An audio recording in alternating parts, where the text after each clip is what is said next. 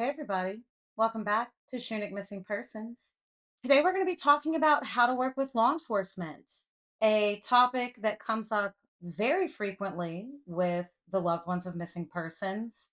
So, we're going to go ahead and talk about the ins and outs of working with law enforcement, the different types of law enforcement officials that you may encounter, what to expect if you are experiencing a criminal investigation, and then what you can do in order to improve the relationship with law enforcement.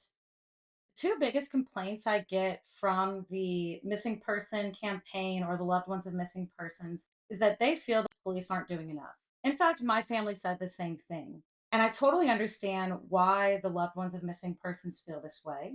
I wish I could say that the police always do everything they possibly can to look for missing persons, but that's simply not the case. The other second complaint is the police aren't doing anything. And recently, I've experienced several circumstances where the police would not take a missing person report for several days. Why? I don't know. One of the things we want to keep in mind is that law enforcement officials are a public servant, and many of them, if not a majority of them, actually do enjoy assisting the public. They want to be good at their job. In my opinion, and the opinion of other experts, if you will, we believe it comes down to a communication issue. And it's one of those things that over the course of time slowly deteriorates even more, where eventually the family members and loved ones of missing people feel like they do not have a support system with law enforcement. And law enforcement become concerned about upsetting the family members if they create a new line of communication. And one of the things about it primarily being a communication issue is that can typically be improved. There's lots of things that we can do. And if you haven't watched my video on the trifecta of a missing person campaign, definitely go and watch that because I'm actually teaching about how to use your community and media in order to increase police engagement. So, first, let's get into who you will be dealing with and who else you may end up working with or coming into contact with throughout a missing person investigation. The first law enforcement official you're going to meet is a police officer. When you file the missing person report, they'll come out to your property in order to take a physical written report. Sometimes they'll take the report over the phone, but often they do it in person. Keep in mind that I created a video about the first steps in looking for a missing person or creating a missing person campaign. And I talked extensively about filing missing person reports. Some states you can do it over the phone. Some states it has to be in person. Some states it can only be a family member. So it really depends on where you live. You need to research the missing person policy in the state where the person is missing from. So the police officer will take the report, but it's going to eventually end up entered into the NCIC system and usually then get assigned to a detective. So, how does this work? Some states have missing person units, and all they do is go and look for missing persons.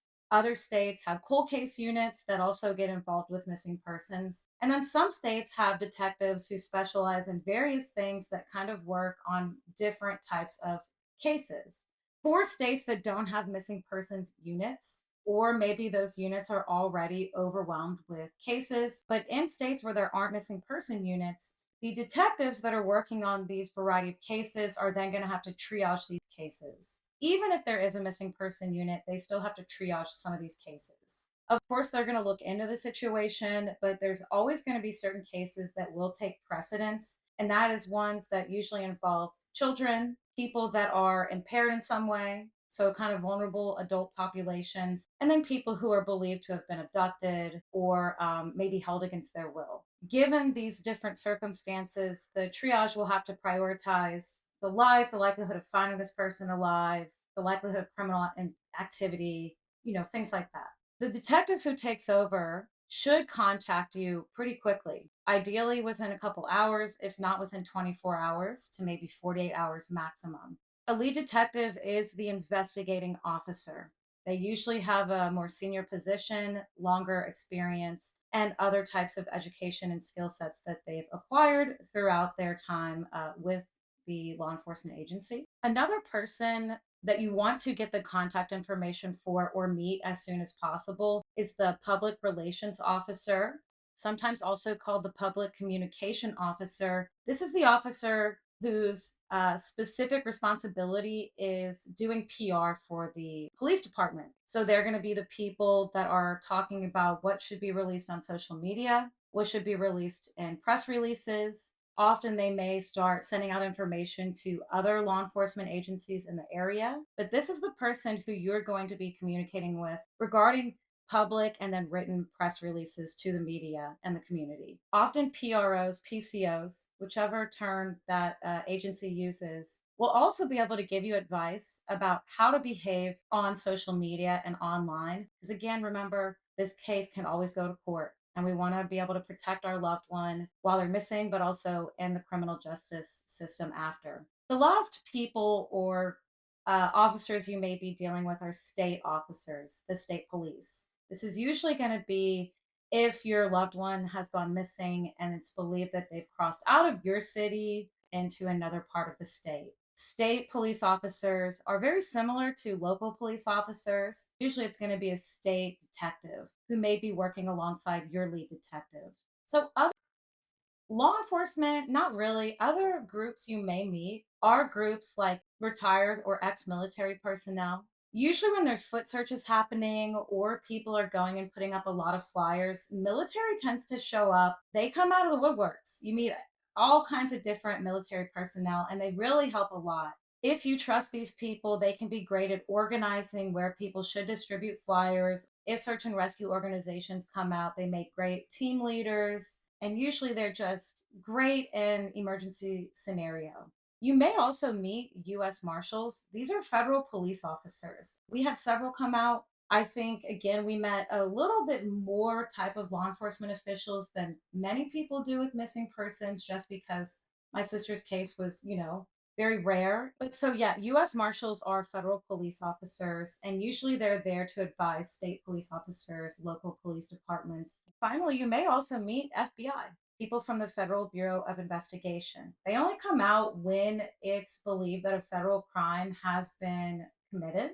And I wasn't exactly sure what dictated a federal crime. Like, I'm aware of some, but not all of them. So I went ahead and did a little Googling. So let me read off the list. Federal crimes involve narcotics, bank robbery, fraudulent activity like identity theft, wire fraud, mail fraud, tax fraud. So lots of fraud. This is where my lack of criminal justice information comes in. Crime involving guns, environmental crimes, and civil rights violations. And obviously, things like homicide, abductions.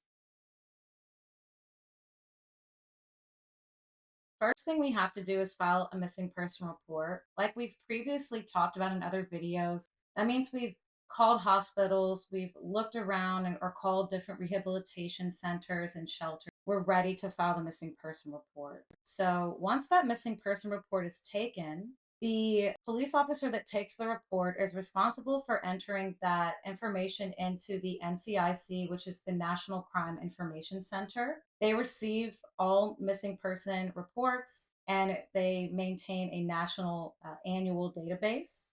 As per the instructions from the National Crime Information Center, adult information should be entered into the system by the end of that officer's shift. And if it's a missing juvenile, that should be entered into the system within 2 hours minimum. The thing about the NCIC database is for looking up individual information, the only people that have access to that are law enforcement officials. So the public, we cannot look that up. And if your loved one's been missing for more than about 3 weeks, I also recommend asking that they get put into the NAMUS system.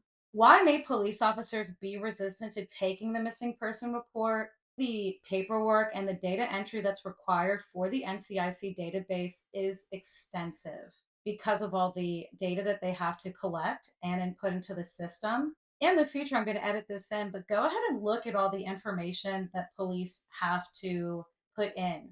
So, after that missing person report is entered into the database, the next thing that's going to happen is a detective will get assigned to your missing persons case, and they should contact you as soon as they can. Ideally, again, that should be within about 24 to 48 hours of your loved one being reported as missing and being entered into the database. If you don't hear from a detective within about 1 to 2 days, you need to call back the reporting officer or the police department in order to make sure that they have someone on the case. When you encounter the detective, it may not be your primary detective throughout the case. It may just be the first available person, but this is one of the people that's also going to determine the severity of this circumstance. So you want to be honest with them. I call these missing person campaigns because we want to treat our missing people like politicians and put them, with this big shiny halo around their heads. But when it comes down to it, if there's something about our loved one's lifestyle that could have impacted their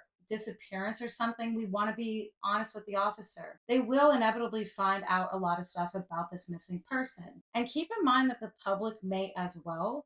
So it's best if you just tell law enforcement everything like as soon as possible. One of the things you should also get together with the lead detective about is establishing the last known location. Meaning, you say, the last person that I know saw my missing person was this individual at this location. Can you go and see if there's video footage or eyewitness accounts of seeing my loved one after? Remember that you can also go and ask for people to look at their house security footage, but businesses and all that, the police are the only people that can access that. Another thing you can ask the lead detective for is to introduce you to that public relations officer to see if you can get a press release. They need to tell the community about what's going on, what they know that the public can be aware of, and how the community can assist.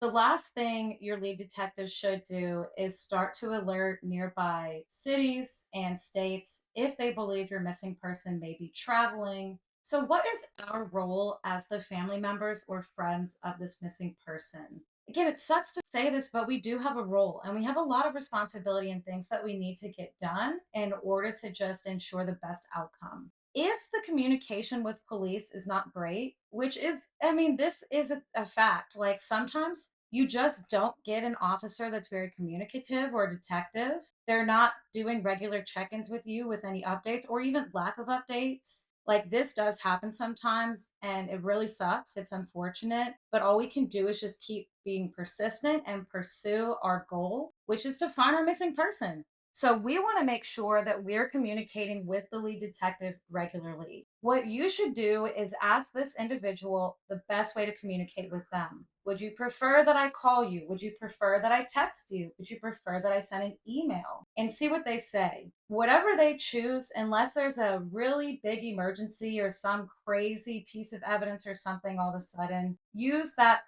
preferred line of communication. The other thing that you should request, especially if you're missing person case is going a little bit more long term, you want to make sure that you request a weekly checkup.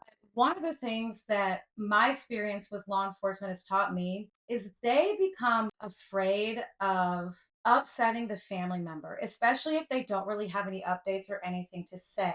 I guess I'm saying this to law enforcement. The family member starts to feel like you don't care about their loved one at all and you don't care about them and that they're a nuisance to you. Because at first, the family member, like, we are going to feel like we reported it, the police are going to do this investigation and find our missing person. And sometimes that's not what happens. So, what are we going to do? We're going to start to withdraw away from the police and stop to trust in them and start to feel like a burden to them. Really, this comes down to communication. If you contact a family, and my recommendation for cold cases or long term missing person cases is every 6 months, you should be checking in email, phone call, text, whatever it is that works. You should just be checking in and at least saying, hey, I just want to let you know that we're still thinking about your missing person. The family member knowing that they're still on your mind and that you still know that their loved one is missing is going to help to keep them encouraged and help them keep looking. Family members, loved ones, if you're not hearing from law enforcement regularly, bother them, call them, email them. If they don't respond, find out who their supervisor is, call them because law enforcement is understaffed. They do lack resources. But at the end of the day, communicating about a case, whether it's an active investigation or a cold case, it takes 5 minutes. And if we have to be a pain in the ass, let's be a pain in the ass. One of the things we also have to keep in mind about working with law enforcement is if this is an active investigation or any type of criminal activity or anything is even suspected, the police can't tell us that. When my sister was missing, did I know that were investigating someone nearly the entire time? Sure, of course not. We had no idea. The police can't tell us this because if this stuff goes to court, we can't risk the evidence being exposed and breaking the chain of custody. But also, if they're actively investigating someone and the person catches wind that they're being investigated for something, they're going to change their behavior or run. And so, law enforcement is doing an investigation. And as much as we do have a right to information about what's going on with our loved one's case, sometimes they just can't give us that information.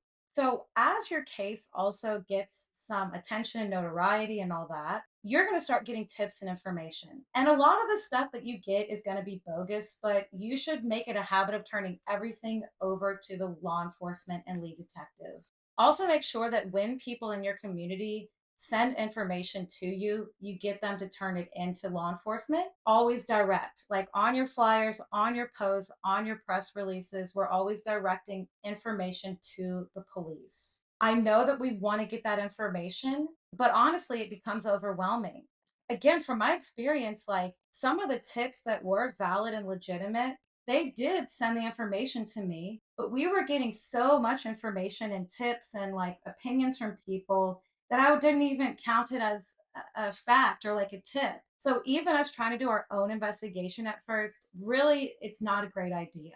Get the information to the police. They're trained to do this. They're seasoned. They have more support than we do often. Just, it's really hard. It really is. Other things that you should communicate with police about is obviously pinging cell phone, GPS location, see if they can look at the internet history, see if they can look at bank activity, all these what we maybe would consider signs of life.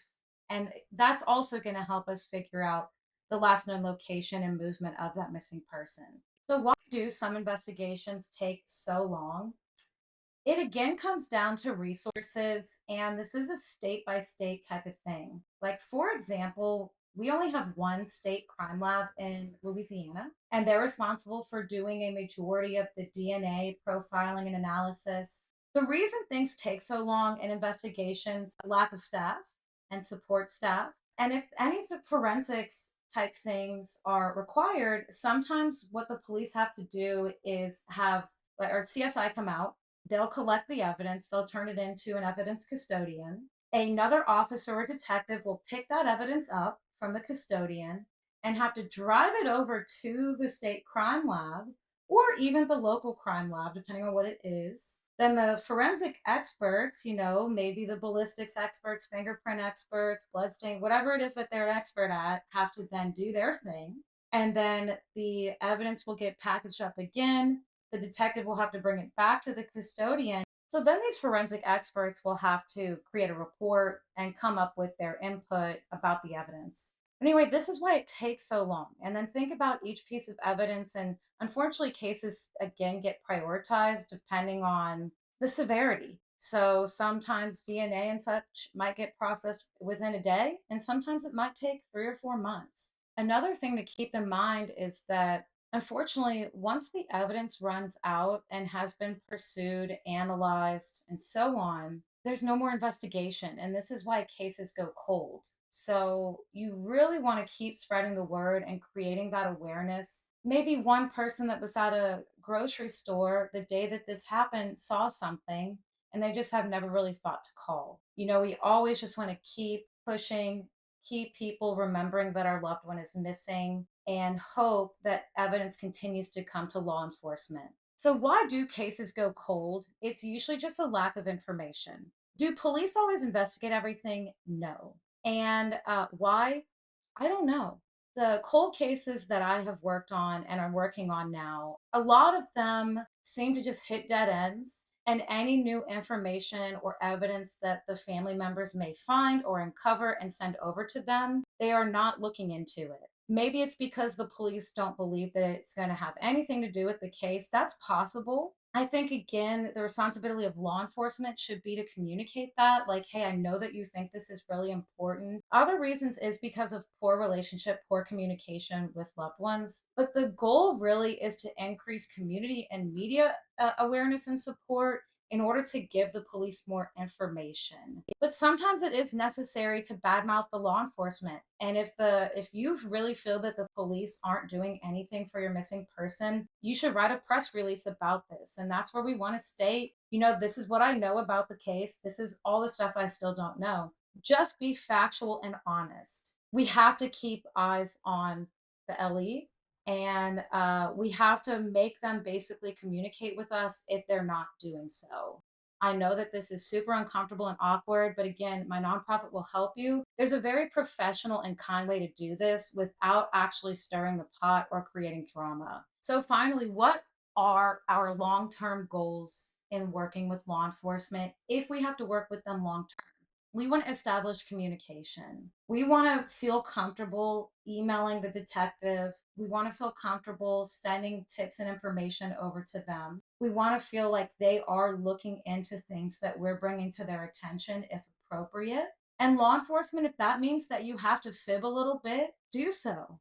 If that means that you give the family members or friends some random task that really won't help you, but will help them, then do that. The family member wants to feel like they're doing everything they can. Back to the loved ones. We want to establish this long term communication.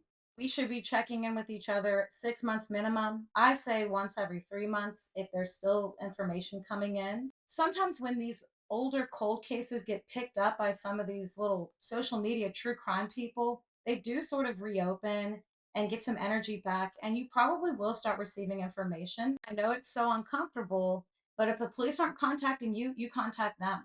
This is their job.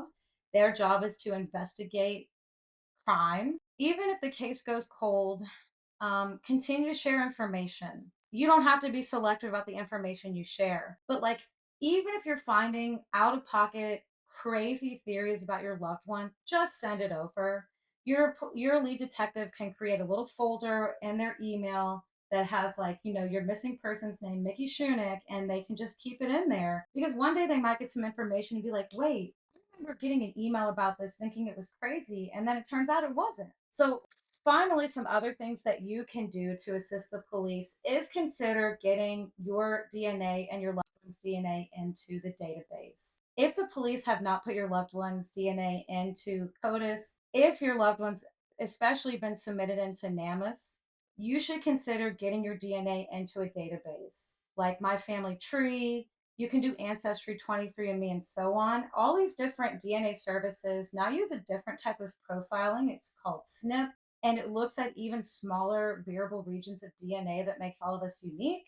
I'll teach about DNA maybe one day. That's intimidating to teach about on YouTube with all these brilliant doctors and scientists on here, but I'll maybe do a watered down version of DNA info. But they do, these really tiny fragments of DNA now for profiling. It's even smaller than STR, which is what the CODIS system uses. So when you do like Ancestry and that, you can opt in to have your information go into a searchable database for law enforcement to use.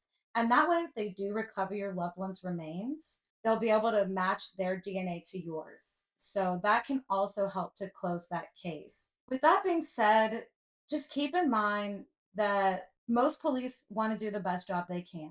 Many police care about the work that they do, and they don't want to see us suffer for long periods of time. And they also don't want us to constantly bother them, but that's just what we're going to do. We have responsibilities, and our responsibility is to keep information flowing, keep momentum going, and communicate openly with law enforcement about the things they need to know that might impact our loved one. As per usual, thank you for joining me in the fight for missing people, and I'll catch you guys in the next one.